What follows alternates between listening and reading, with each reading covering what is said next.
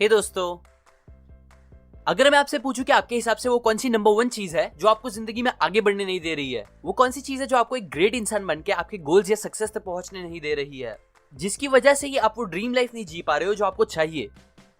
तो अब इसका आंसर ज्यादातर लोग कुछ ऐसे देंगे कि मैं ग्रेट नहीं बन पा रहा हूँ क्योंकि मुझे सही अपॉर्चुनिटी नहीं मिल रही है, या मुझे ज्यादा टाइम नहीं मिल पाता इसीलिए, या मेरे पास वो टैलेंट नहीं है, मेरी लाइफ में बहुत परेशानियां है, ऑब्स्टिकल्स है, एक्सेट्रा एक्सेट्रा। मतलब सब बैड और बुरी चीजें गिना देंगे जो उनके हिसाब से उनके आगे ना बढ़ पाने का मेन रीजन है, जो सच बोलूं तो मोस्टली सच नहीं होता।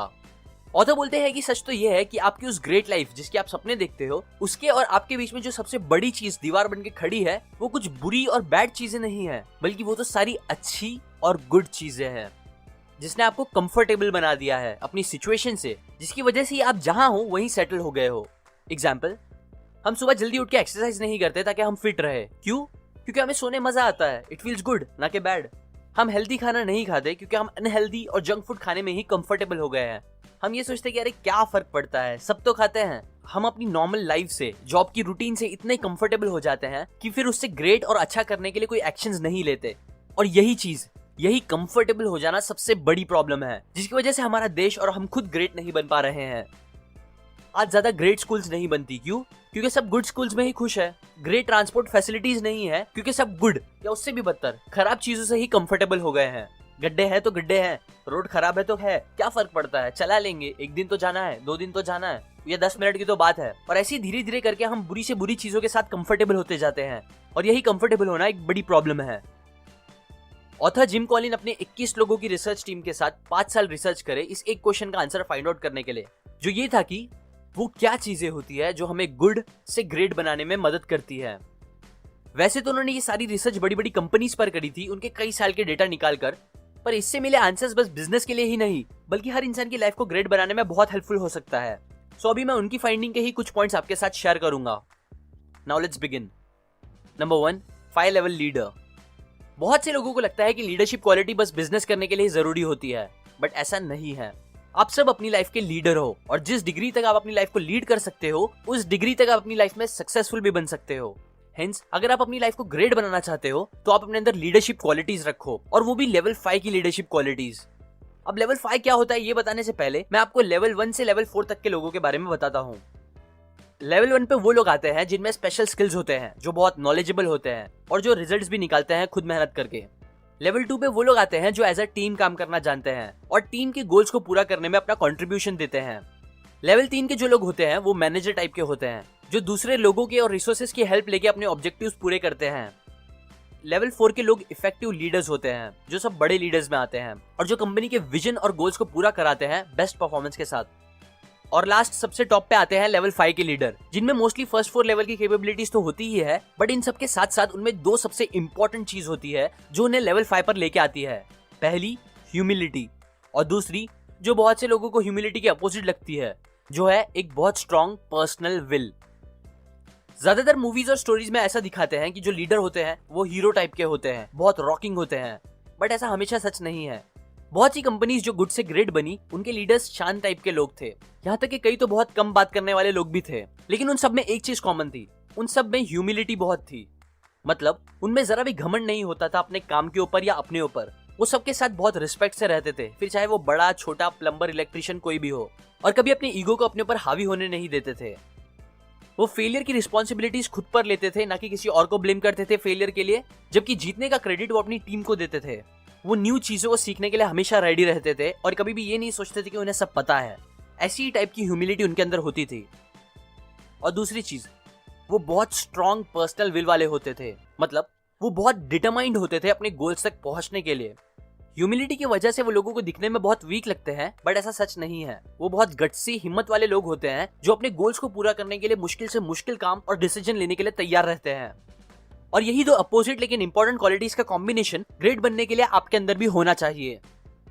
Number 2, first who then what.